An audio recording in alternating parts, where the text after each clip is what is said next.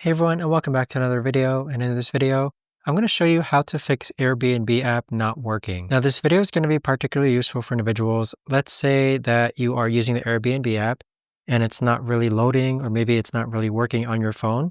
How do you actually go ahead and fix your Airbnb app not working on your phone? Now, this video is going to be short, sweet, and simple, guys. There's not going to be a lot of steps involved. But in order to fix it, the first thing that you can do is that while you're on the Airbnb app, you could actually go ahead and swipe up. And what's going to happen is that you're going to see all of these windows appear on your phone. What you need to do now is that you need to swipe up on your Airbnb app so it now disappears.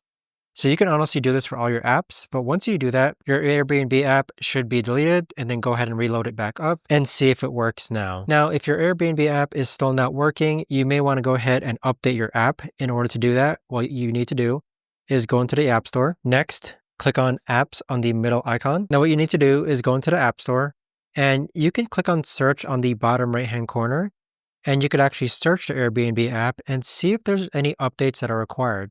So if there was an update available, where it says open on my Airbnb app, it would actually say update instead, and you would just click on update. Now, the third thing that you can do in case your Airbnb app is not working is that you can go ahead and make sure that you're connected to an actual internet connection.